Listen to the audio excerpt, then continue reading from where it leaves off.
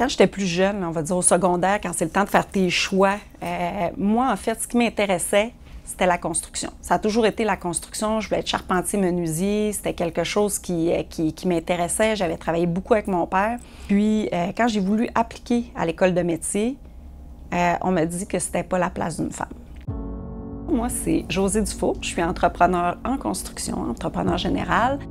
Groupe Axiom-Atech, c'est une entreprise que j'ai co-créée avec mon conjoint en 2007.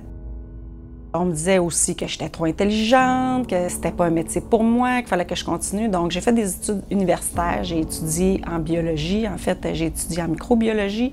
J'ai fait ça pendant 15 ans. C'est une super de belle carrière. Écoute, ça m'a permis de voyager partout dans le monde. J'ai rencontré des gens extraordinaires, mais il me manquait la petite motivation ou la flamme de dire que quand je me lève le matin, là, je suis vraiment contente. Et un matin, je me suis levée, puis j'étais incapable de me rendre au travail, incapable de bouger, incapable de rien faire. Cette journée-là, je me rappelle avoir parlé avec une amie qui m'avait dit « Ouais, mais Josée, c'était quoi qui t'aimait dans la vie? C'est quoi qui te branchait? C'est quoi qui te motivait quand tu étais plus jeune? » Puis sa question m'a vraiment perturbée à savoir c'est quoi que j'aimais réellement faire. J'ai toujours fait les choses de façon extrêmement différente. Puis au Québec, ça a été très dur de faire ma place comme femme dans l'industrie de la construction.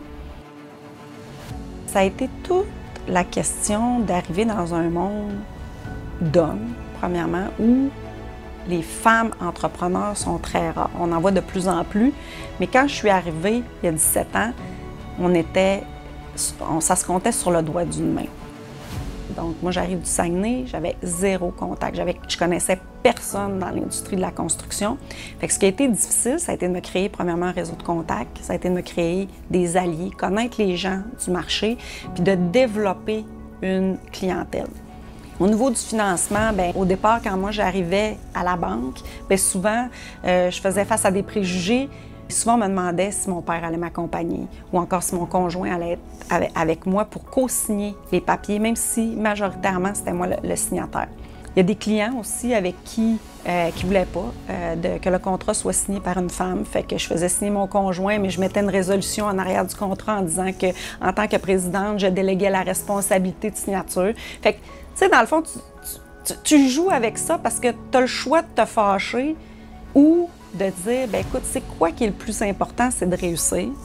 Puis des fois, bien, d'utiliser tes alliés qui vont le faire pour toi. Puis à un moment donné, tu changes ta perspective. Si tu restes accroché au défi, bien, tu n'avances pas. Tu peux voir un obstacle pour un obstacle, puis un frein dans ta vie, ou tu peux le voir comme une opportunité. Tout est dans ta façon de percevoir ce qui se présente à toi. C'est pas vrai que tu peux pas faire des études parce que tu as un milieu dysfonctionnel. C'est pas vrai qu'il faut que tu sois riche pour partir ton entreprise. J'ai un milieu qui était plutôt modeste. Il y a une expression bien quétaine qui dit si la vie te donne des citrons, ben tu as le choix de le manger ou de faire de la limonade. Ben, moi, j'ai décidé que dans chaque opportunité, j'essayais de faire de la limonade, de créer quelque chose à partir de ça. Il y a moyen de trouver ta place puis de dire, OK, c'est ça que j'aime, bien, je vais m'arranger pour me servir de ça pour en créer une opportunité.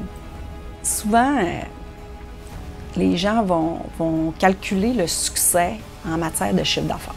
Tu sais, si je me compare à d'autres, mon chiffre d'affaires est minime.